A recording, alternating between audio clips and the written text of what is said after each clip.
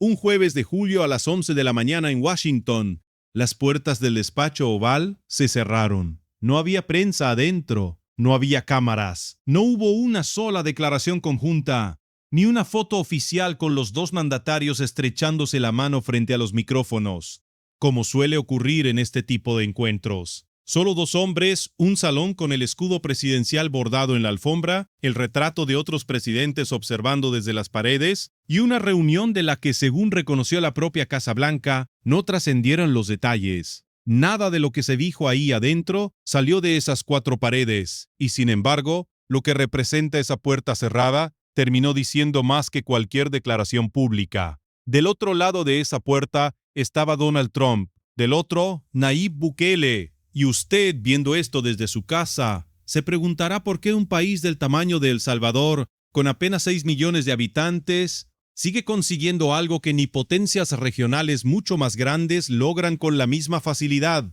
una audiencia privada, cara a cara, en el corazón mismo del poder de Estados Unidos. Eso es exactamente lo que vamos a contarle hoy con calma. Y también por qué esta reunión llegó en el momento más delicado posible para Bukele, apenas 3 días después de una decisión que ha vuelto a poner a El Salvador en el centro del debate político de todo el continente.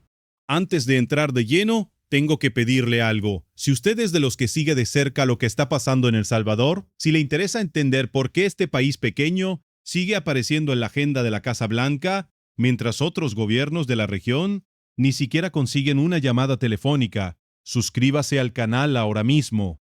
Aquí no le vamos a repetir lo que ya sabe. Le vamos a contar lo que está detrás de la fachada, con fuentes verificadas y sin adornos. Dicho esto, vamos al hueso.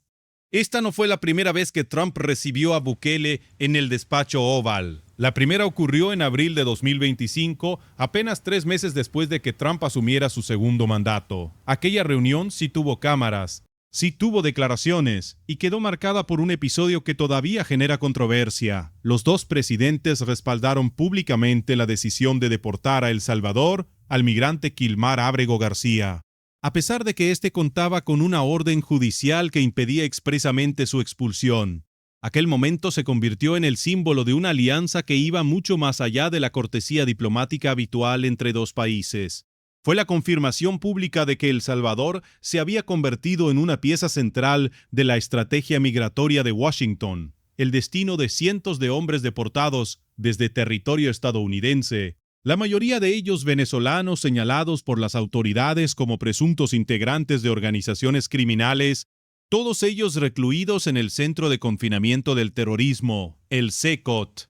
El caso de Ábrego García en particular se convirtió en un símbolo que trascendió lo migratorio para instalarse en el debate judicial estadounidense. Un tribunal había ordenado expresamente que ese hombre no fuera deportado a El Salvador y aún así terminó recluido en territorio salvadoreño, lo que generó semanas de litigio, presión de organizaciones de derechos civiles y preguntas incómodas sobre hasta dónde llegaba la cooperación entre ambos gobiernos. Bukele, lejos de distanciarse del caso, lo defendió públicamente junto a Trump en aquella primera reunión, dejando claro que su gobierno no pensaba ceder ante la presión judicial estadounidense. Ese episodio, más que cualquier discurso, fue lo que terminó de sellar la naturaleza de esta alianza. No una simple relación diplomática de cortesía, sino una cooperación operativa donde El Salvador ofrece territorio, infraestructura carcelaria y disposición política, y Estados Unidos ofrece a cambio respaldo político de altísimo nivel.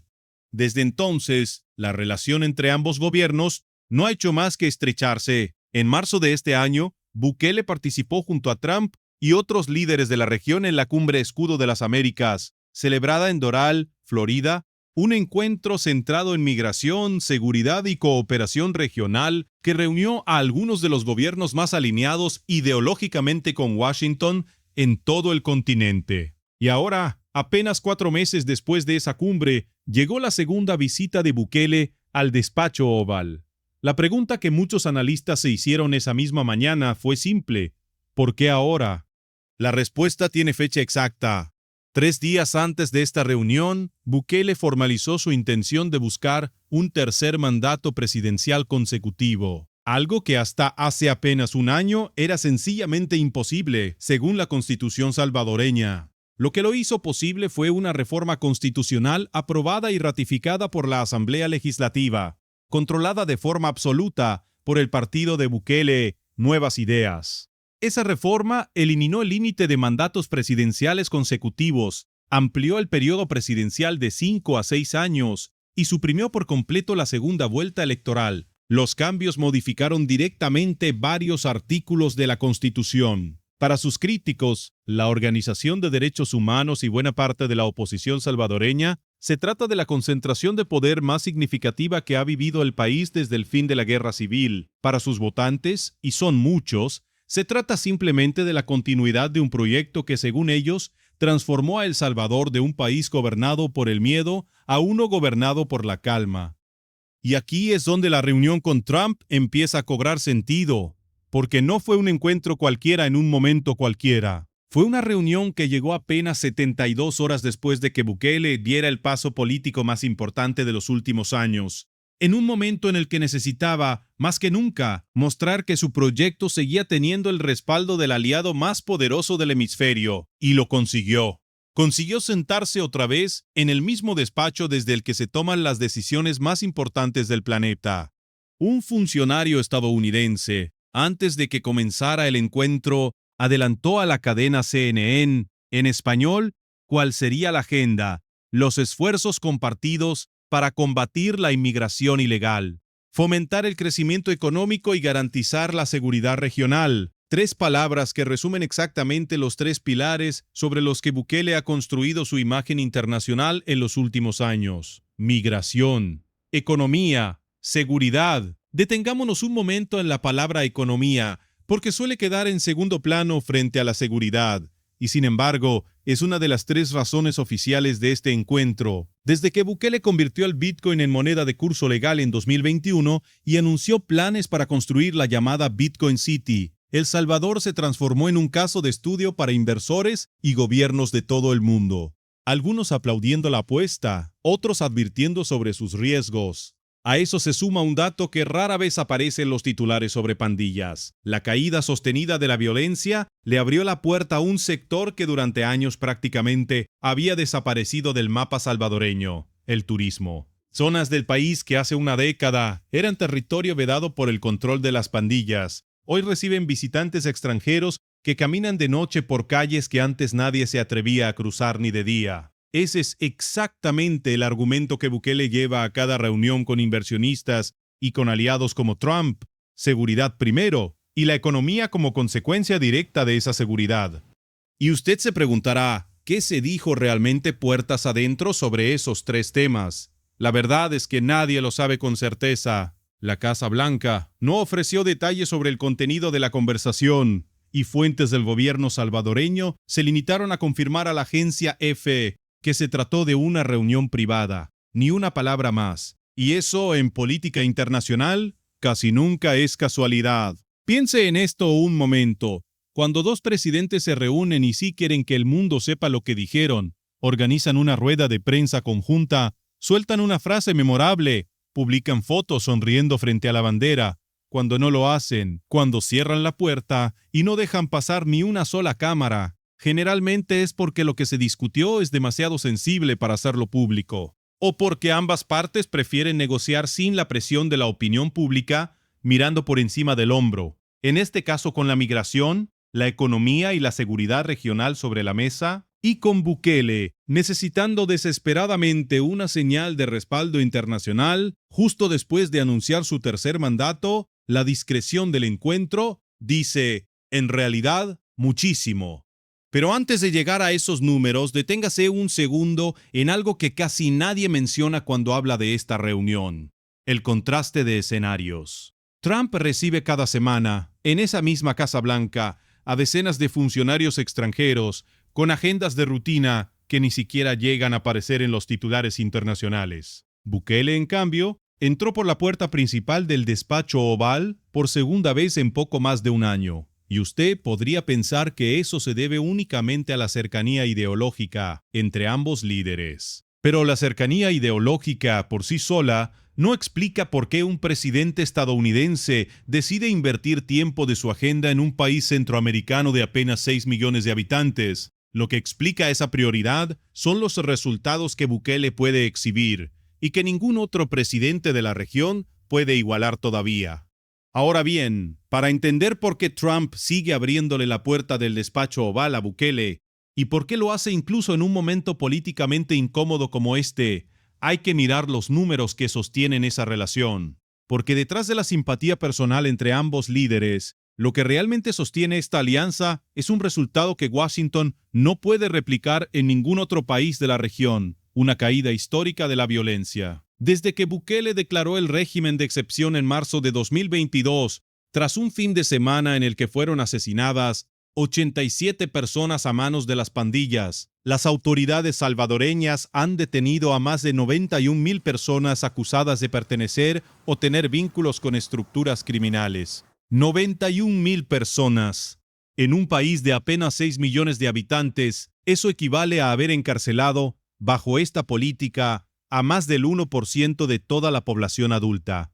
Ese número, que para las organizaciones de derechos humanos representa una de las mayores crisis de encarcelamiento masivo del mundo moderno, es para el gobierno salvadoreño la explicación completa de por qué El Salvador dejó de ser, en cuestión de años, uno de los países más violentos del planeta. El régimen de excepción ha llegado a sumar rachas de más de 1,000 días consecutivos sin que se registre un solo homicidio atribuido a estructuras de pandillas en el país. Algo que ningún gobierno de la región centroamericana, ni siquiera de Sudamérica, ha conseguido sostener en el tiempo. Piensa en lo que significaba vivir en ciertos barrios de San Salvador, Soyapango o Apopa antes de marzo de 2022. Calles divididas por fronteras invisibles que solo los vecinos conocían, negocios que pagaban renta cada semana bajo amenaza de muerte, familias que no podían cruzar de una colonia a otra sin arriesgarse a que los confundieran con miembros de la pandilla rival. Hoy, esas mismas calles aparecen en vídeos de turistas extranjeros caminando de noche, comiendo en la vía pública,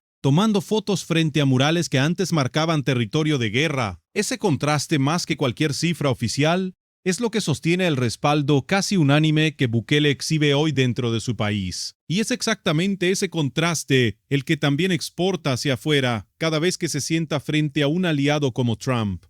Y aquí está la pregunta que casi nadie se hace en voz alta.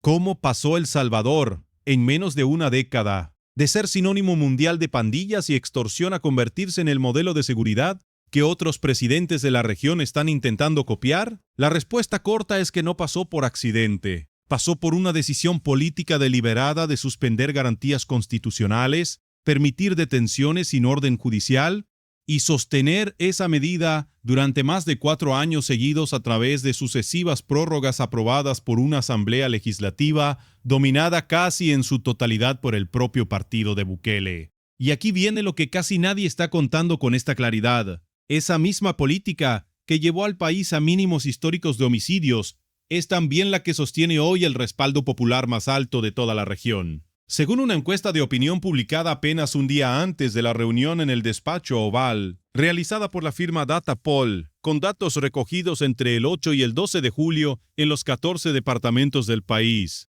y también entre la diáspora salvadoreña en el exterior, Bukele mantiene un nivel de aprobación del 94%. 94 de cada 100 salvadoreños respaldan la gestión de su presidente, y prácticamente nadie, según ese mismo estudio, dice desconocer quién es o qué está haciendo al frente del país. En un continente donde la mayoría de los mandatarios gobiernan con índices de aprobación que rara vez superan el 40%, esa cifra no tiene comparación posible.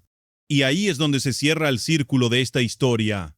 Porque Trump no recibe a cualquier aliado en el despacho oval. Recibe a un presidente que, más allá de las críticas internacionales sobre derechos humanos, llega a Washington con un capital político que casi ningún otro líder latinoamericano puede exhibir hoy. Un respaldo interno casi unánime, un modelo de seguridad que otros gobiernos de la región están intentando replicar abiertamente, y una relación migratoria ya consolidada que convirtió a El Salvador en pieza clave de la estrategia de deportaciones de Estados Unidos. Para Washington, sentar a Bukele en el despacho oval no es solamente un gesto de cortesía hacia un aliado ideológico. Es una forma de validar ante el resto de la región un modelo de seguridad que Estados Unidos quiere ver replicado en otros países centroamericanos. Pero no todo en esta historia es aplauso. La misma política que llevó a Bukele a esa reunión privada en Washington es la que mantiene bajo escrutinio permanente a su gobierno. La organización Socorro Jurídico ha documentado que alrededor de 500 personas han muerto bajo custodia del Estado. Desde que arrancó el régimen de excepción, ninguna de ellas con una sentencia firme en su contra, y asegura además que la gran mayoría de esos fallecidos no tenía, según sus propios registros, perfil de pandillero. Fíjese en la coincidencia, la misma cifra, 94%, que la encuesta de Datapoll representa el nivel de aprobación de Bukele, es también, según esa organización de derechos humanos, el porcentaje de los detenidos fallecidos que no tenían vínculo comprobado con las pandillas. 94% completamente distintos, contando dos historias completamente opuestas del mismo país, en el mismo momento. Uno mide el amor de un pueblo hacia su presidente, el otro mide el costo humano, todavía sin resolver, de la política que ese mismo presidente utiliza para sostener ese amor. Las dos cifras son reales, las dos están documentadas, y ninguna de las dos anula a la otra. Y es precisamente esa tensión entre un resultado de seguridad que la mayoría de los salvadoreños celebra en las calles y un método que sigue generando alarma en organismos internacionales, la que convierte cada nueva reunión entre Bukele y Trump en un mensaje político doble. Hacia adentro, una confirmación de que el proyecto sigue teniendo el respaldo del aliado más poderoso del mundo. Hacia afuera, una señal de que Washington está dispuesto a mirar hacia otro lado en materia de derechos humanos, siempre que la cooperación en migración y seguridad regional se mantenga intacta. Y ese resultado, con todo y su lado oscuro, es exactamente lo que está empujando a otros gobiernos de la región a mirar hacia El Salvador buscando una fórmula que copiar. Ecuador declaró su propio conflicto armado interno contra el crimen organizado después de que la violencia de las bandas ligadas al narcotráfico se disparara a niveles nunca vistos en el país. Honduras, con una de las tasas de homicidio más altas de América Latina durante años, también ha explorado medidas de excepción inspiradas abiertamente en el modelo salvadoreño. Ninguno de los dos ha logrado, hasta ahora, sostener resultados comparables a los que exhibe Bukele, ni mucho menos consiguieron en el camino la misma cercanía con la Casa Blanca que hoy tiene El Salvador. Y esa es, precisamente, la carta que Bukele lleva a Washington cada vez que se sienta frente a Trump. No solo un país más seguro, sino el único modelo de la región que otros gobiernos, incluidos algunos de los aliados más cercanos de Estados Unidos en América Latina, están intentando replicar sin éxito. Ahora bien, hay algo más que conecta directamente esta reunión con el terreno que este canal ha investigado durante meses. El terreno del que salieron uno por uno los mandos de las pandillas que hoy cumplen condena en el SECOT. Porque la estabilidad que Bukele exhibe hoy ante Trump como su principal carta de presentación internacional es en el fondo el resultado directo de haber desarticulado estructuras que durante décadas controlaron territorios enteros del país. Cobraron renta a comerciantes, transportistas y familias completas, e infiltraron instituciones que deberían haber estado del lado contrario. Cada uno de esos casos que hemos documentado en este canal, cada estructura desmantelada, es una pieza más del argumento que Bukele lleva a Washington cada vez que se sienta frente a Trump, un país que dejó de pertenecerle a las pandillas. Y esto nos lleva a la pregunta que va a quedar abierta después de este video, porque si algo ha demostrado la relación entre Bukele y Trump en los últimos 2 años, es que nunca se limita a una sola reunión. Después del primer encuentro en abril de 2025, vino el acuerdo migratorio que llenó el secote de deportados. Después de la cumbre de marzo en Florida, vino esta segunda visita al despacho Oval. La pregunta que queda en el aire es qué viene después de este encuentro cerrado sin cámaras, celebrado apenas 3 días después de que Bukele formalizara su intención de gobernar El Salvador durante, potencialmente, más de una década adicional. ¿Qué compromiso se selló detrás de esa puerta que la Casa Blanca decidió no abrir ni siquiera 1 centímetro para la prensa? Lo que sí podemos anticipar, si algo nos ha enseñado el patrón de esta relación en los últimos 2 años, es que este tipo de encuentros casi nunca se quedan en gestos simbólicos. Después de la primera reunión, llegaron deportaciones concretas, acuerdos operativos y meses de cooperación carcelaria. Después de la cumbre en Florida, llegó esta segunda visita al despacho Oval, Así que la pregunta que le dejamos abierta para el próximo video es exactamente esa. ¿Qué acuerdo? ¿Qué compromiso o qué siguiente paso se selló esta vez detrás de una puerta que por primera vez en esta relación se cerró por completo, incluso para la prensa aliada de ambos gobiernos? Porque si el patrón se mantiene, lo que se firmó o se acordó esa mañana en Washington probablemente empiece a hacerse visible en las próximas semanas, ya sea en forma de nuevas cifras de cooperación migratoria, de anuncios económicos conjuntos o de gestos políticos que refuercen la candidatura de Bukele a ese tercer mandato que anunció apenas 3 días antes de sentarse frente a Trump.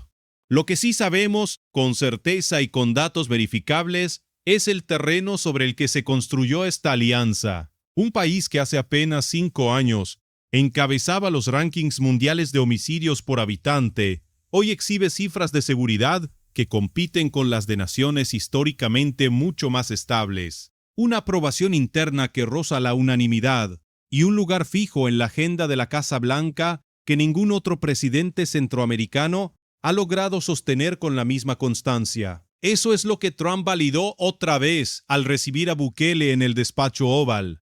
Y eso es lo que usted acaba de entender con el contexto completo, no solo con el titular de una reunión a puerta cerrada. Si este video le ayudó a entender lo que realmente está en juego detrás de la relación entre Washington y San Salvador, hay otra historia que tiene que ver, porque conecta directamente con las estructuras que hicieron posible que Bukele llegara hasta ese despacho con el respaldo que hoy tiene. Suscríbase al canal porque en los próximos días vamos a seguir destapando, con nombres, cifras y fuentes verificadas, cómo se construyó pieza por pieza el modelo de seguridad que hoy tiene a El Salvador en el centro de la conversación internacional.